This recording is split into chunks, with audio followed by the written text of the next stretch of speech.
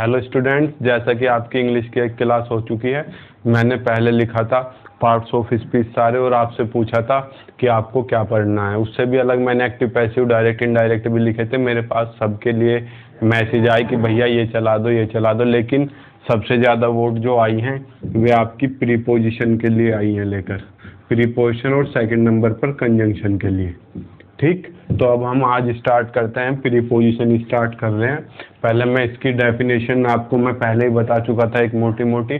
अब मैं preposition direct start करता हूँ बिना बात गवाए। देखिए आपकी जो प्रीपोजिशन चल रही है कि आप चलेंगी, इनका एक सीक्वेंस होगा। वो सीक्वेंस होगा ये। आप सोच रहे हो ये क्या है? देखो ये स्टेयर्स है, सीढ़ियाँ हैं। ये पहले बहुत इजी प्रीपोजिशन होते हैं जो छोटा एग्जाम के लिए मेन इंपॉर्टेंट, फिर थोड़ी कॉम्प्लेक्स, फिर थोड़ी सी हार्ड, और फिर आते हैं फिक्स प्रीपोजिशन। तो मैं सबसे पहले आपको इजी लूंगा। शायद कुछ बच्चों को पता भी होगी, तो बोर मत होना, आपको मजा आएगा इजी पढ़ने में भी। देखिए मैं पहले आपके लिए इजी प्रीपोजिशन ला रहा हूँ। जैसे मैं आपके सामने एक वर्ड लिख रहा हूँ, ऑन। आप भली बात ही जानते होंगे कुछ बच्चे इसे। फिर मैंने आपके लिए लिखा अबाउ। फिर मैंने आपके लिखा ओवर।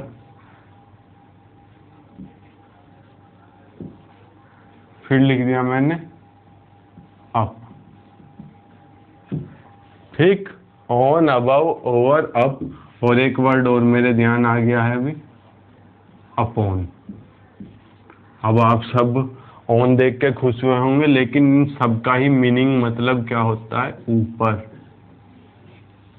अब सबकी सिचुएशन अलग अलग है, आप सबको एक जगह इस्तेमाल नहीं कर सकते। जैसे आपने पढ़ा है the book is on the table, आपने कभी ये नहीं बोला the book is about the table, over the table, up the table या अपॉन द टेबल। क्यों? ये कभी हमने सोचने की कोशिश नहीं की। देखिए अब आगे चलते हैं। ऑन का इस्तेमाल होता है, देखिए जब कोई सरफेस होती है और उसके ऊपर कोई बॉडी रखी हुई हो, ऊपर हो और क्या करे? टच करे। टच तो आप जानते हैं, यानी कि हवा में ना हो। जैसे ये है, ये मार्कर क्या है? The marker is on my hand. ठीक, the book is on the table. तो जब कोई बॉडी किसी चीज के ऊपर होते हो, टच करती है, तो हम किसका इस्तेमाल करते हैं? ऑन का इस्तेमाल करते हैं। अबव कहाँ होता है? कोई चीज ऊपर हो और टच न करे। जैसे fan, there is a fan above us. हमारे ऊपर क्या है? पंखा। पंखा ऊपर है और देखो टच नहीं कर रहा है, टच कर रहा है। अगर वो हमारे सिर को टच करेगा तो वहां आप किसका इस्तेमाल करोगे? ऑन का। अब ओवर क्या आता है? ओवर आता है ऊपर ही हो और घेरे हुए हो। जैसे आपके ऊपर क्या होती है? छत। There is a roof over us. हमारे ऊपर क्या है? छत है। तो अगर पंखे का इस्तेमाल करते हो तो अबव, और छत का इस्तेमाल करते हो तो ओवर। तो अब कहाँ लगता है? ये देखिए, ये भाई कोई पहाड़ी है। ठीक, पहाड़ी के ऊपर किसी का, आपके नाना नानी का, आपके तो खैर कहीं गई नहीं होगी घूमने, ये घर है और आप पहाड़ी पर चढ़ के ऊपर गए। तो जहां आप चल के ऊपर जाते हो ना, चल के ऊपर जाते हो, तो वहां क्या इस्तेमाल करते हैं? अप। जैसा आप सीढ़ियों से ऊपर गए, going up to the stairs, सीढ़ियों से ऊपर गए, तो आप चल के ऊपर गए, वहां क्या इस्तेमाल लगता है आपका? अप। और अपॉन कहाँ लगता है? जब आप, ये कोई आपके पास क्या है? ये टेबल है और यहाँ आप गति के साथ कोई चीज आती है, गति के साथ, यानी कि गति के साथ कोई चीज किसी के ऊपर आई। जैसे मार्कर मैंने फेंका और टेबल के ऊपर जाके गिरा। ठीक, I throw the marker upon the table. The cat jumped upon the rat. चूहे के ऊपर झपटी। तो वहां गति के साथ झपटी है, तो वहां आप किसका इस्तेमाल करोगे? अपॉन का। तो देखिए हमारे पास बेसिक क्या है? अगर कोई चीज किसी के ऊपर है और टच कर रही है तो आप ऑन का इस्तेमाल करोगे। ऊपर है, टच नहीं कर रही, तो आप अबव का इस्तेमाल करोगे। ऊपर है और घेरे हुए तो आप ओवर का इस्तेमाल करोगे। ऊपर है और आप चल के ऊपर जा रहे हो तो आप अप का इस्तेमाल करोगे। और गति के साथ ऊपर आकर गिर रही है तो आप किसका इस्तेमाल करोगे? अपॉन का। देखिए आपकी सबसे बड़ी कमी ये है, आप करने के बाद जो मैं होमवर्क देता हूँ उसका आंसर मुझे नहीं देते आप। अगर आपको ऐसे पढ़ना है तो सिलेक्शन नहीं होने का। मैं आपको होमवर्क देता हूँ, कहता हूँ मुझे आंसर भेजिए, एक भी बंदा नहीं भेजता। बीएससी के बंदे बहुत आंसर भेजते हैं मेरे पास, आप में से कोई अटेम्प्ट ही नहीं करता। आज का होमवर्क ये है, आप सबके लिए 2-2 एग्जाम्पल मुझे दीजिए। अगर आप में कर सकते हो तो ठीक, नहीं कर सकते तो जैसे दुनिया पढ़ रही है आप भी वैसे ही पढ़ लीजिए, जरूरत कुछ है नहीं पढ़ने की। अब इनके मैं रिवर्स ले रहा हूँ। रिवर्स का मतलब क्या होता है? उल्टा। उल्टा क्या होता है भाई इनका? अंडर, ब्लो, डाउन और अंडर नेथ। ठीक, सबका मतलब क्या होता है? नीचे। सबका मतलब क्या है? नीचे। अब आप देखिए, जब कोई चीज, अभी हमने ओवर पढ़ा था, ओवर का क्या पढ़ा था हमने? कोई चीज ऊपर हो और घेरे हुए हो। आप अंडर कहाँ होगा? नीचे हो और घिरी हुई हो। जैसे the cat is under the table, we are sitting under the roof. Roof के नीचे है, रूफ ने घेर रखा है। बिल्ली है, बिल्ली को टेबल ने घेर रखा है। तो बिलो कहाँ लगेगा? नीचे हो और घेरे हुए ना हो। जैसे ये किसका उल्टा था? ये किसका उल्टा था? ओवर का। ये किसका उल्टा है? अबव का। हमने बोला था there is fan above us, हमारे ऊपर फैन है। अगर हम इसे नीचे के सेंस में बोलेंगे कि हम फैन के नीचे हैं, तो आप क्या इस्तेमाल करोगे? Below, we are sitting below the fan. Down कहाँ? सेम आपने अब पढ़ा था कि किसी पहाड़ी के ऊपर किसी का घर है, आप चलकर ऊपर जा रहे हो तो अप। लेकिन अगर आप चलकर नीचे आ रहे हो, सीढ़ियों से चल के नीचे आए कि मैं सीढ़ियों से नीचे जा रहा हूँ, आप किसका इस्तेमाल करोगे? डाउन का। अंडरनेथ कहाँ लगता है? अंडरनेथ है भाई जो आपने ओन पढ़ा था। ओन क्या था? ऊपर हो और टच करे। अंडरनेथ कहाँ होता है? नीचे हो और टच करे। जैसे आप शादी ब्याह में जाते हो, आप क्या करते हो? शर्ट पहनते हो सुंदर सी और उसके ऊपर ब्लेजर कोट वगैरह डालते हो, तो आप कहते हो क्या मैंने कोट के नीचे शर्ट पहनी है। तो वहां आप कोट के नीचे शर्ट पहनी है, under the coat, below the coat या डाउन द कोट कुछ इस्तेमाल नहीं करोगे। वहां आप क्या इस्तेमाल करोगे? अंडरनेथ। क्यों? नीचे है और शर्ट क्या कर रही है? कोट को टच कर रही है। I am wearing a shirt underneath my coat, अपने कोट के नीचे मैंने एक शर्ट पहनी हुई है। और अंडरनेथ को इस्तेमाल किया क्योंकि शर्ट कोट को टच कर रही है। ये देखिए आपकी बेसिक प्रीपोजिशन है। ओ फिर जिन्हें आप हार्ड समझते हो, ये सब आपकी बेसिक है, इजी है। अभी आप इजी समझिए। इजी में आपके लिए मैं एक और लेता हूं, इन, इनसाइड और इनटू।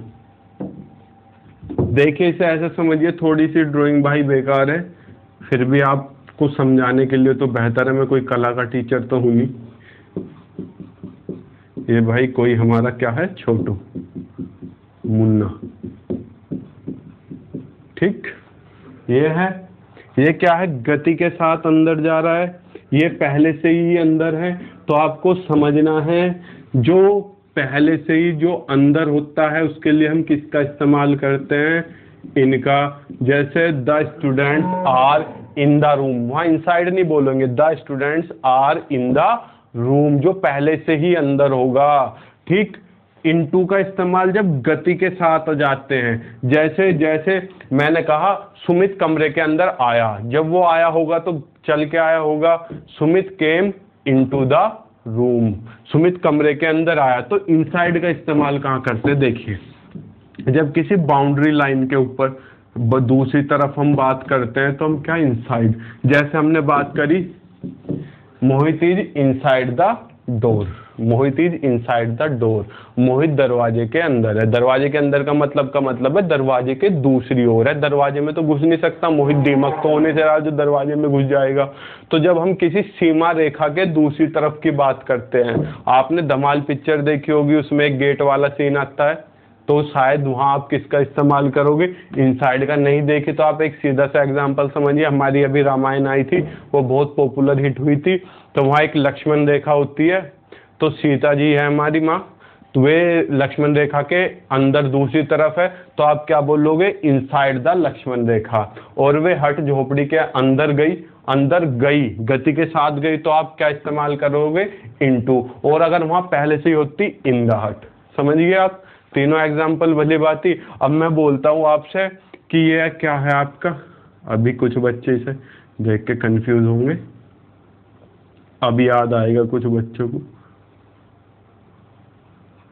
ये है आपका लेज, यानी कि चिप्स का पैकेट है। हमने कहा चिप्स पैकेट के अंदर है, आप वहाँ इनसाइड इनटू किसका इस्तेमाल करोगे? वहाँ इस्तेमाल होता है इनसाइड का। देखो इनसाइड का एक और यूज है, अभी हमने बताया जब आप सीमा रेखा के अंदर की बात करते हो, यानी कि सीमा रेखा के दूसरी ओर की बात करते हो, आप इनसाइड का इस्तेमाल करते हो। लेकिन जहाँ कहीं सील्ड पैक की बात होती है वहाँ भी आप किसका इस्तेमाल करते हो? इनसाइड का इस्तेमाल करते हो। बेसिक चीजें याद रखना। देखो पेपर में आया हुआ, जब मेरा एयरफोर्स में सिलेक्शन हुआ था तो एक क्वेश्चन आया हुआ था जिसे मैं, इन सब का मुझे पता था लेकिन मैं तब भी गलत कर आए थे और घर आकर मैंने उसका एक नंबर जोड़ा था। क्या? द प्रिंसिपल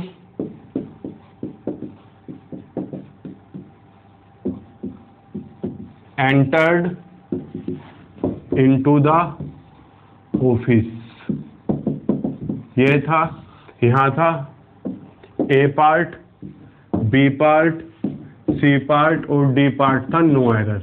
इसमें आपको गलती फाइंड करनी थी, अगर आपको कोई गलती नहीं दिखाई दे रही तो नो एरर टिक करना था। और मैं भावनाओं के वशीभूत होकर क्या नो एरर टिक करके आया, मुझे कोई गलती नहीं दिखी। क्यों? कि प्रिंसिपल कमरे में आए तो गति के साथ आए होंगे और गति के साथ आते हो तो इनटू लगता है। ठीक, आपको भी कोई गलती नहीं दिख रही होगी, लेकिन इस सेंटेंस में गलती है मित्रों, गलती है। देखिए गलती क्या है समझिए। कुछ बच्चों को पता है, बोरियत हो रही होगी, बेसिक प्रीपोजिशन है, जिन्हें पता है वे कंफ्यूज ना हो जब आपकी हार्ड लेवल आएगी, जब देखते हैं आप कितने तीर मारोगे। पहले यहाँ ये the principal entered into the office, principal ने कमरे में क्या क्या, सॉरी ऑफिस में क्या क्या, प्रवेश। देखो एंटर का मतलब क्या होता है? प्रवेश लेना, यानी कि अंदर आना, जब आप अंदर आते हो। और इनटू का यूज भी क्या होता है? अंदर आना, जब आप गति के साथ अंदर आते हो। तो ये दोनों का मतलब एक ही है, प्रिंसिपल अंदर अंदर आया, ऐसे थोड़ी बोलोगे प्रिंसिपल अंदर आया। तो जहां भी आपका एंटर होता है ना, एंटर के साथ इनटू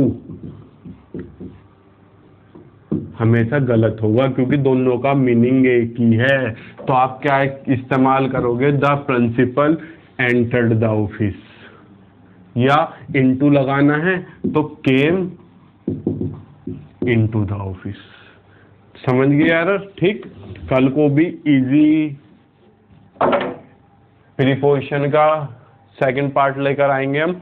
वैसे तो इंग्लिश की क्लास की दूसरी क्लास थी, पहले में मैंने आपको बेसिक बताया था, इंट्रो दिया था एक अपना, नहीं इंग्लिश का। ठीक, अगर आपको इस ग्रुप में ऐड होना है इंग्लिश वाले में तो आप इस नंबर पर व्हाट्सएप मैसेज कर सकते हैं। हमारी बीएससी की क्लासेस भी चल रही है, अभी हमने केवल सेकेंड ईयर की और थर्ड ईयर की चलाई है, क्योंकि फर्स्ट ईयर के अभी बच्चे हमारे पास ज़्यादा हुए नहीं है। और तीसरी चीज़ हमने एयरफोर्स का, एनडीए का और नेवी का मैथ्स चलाया हुआ है। अगर कोई बच्चे इसमें भी ऐड होना चाहते हैं तो आप हमें इस पर व्हाट्सएप मैसेज कर सकते हैं। ठीक है, तब तक के लिए गुड लक।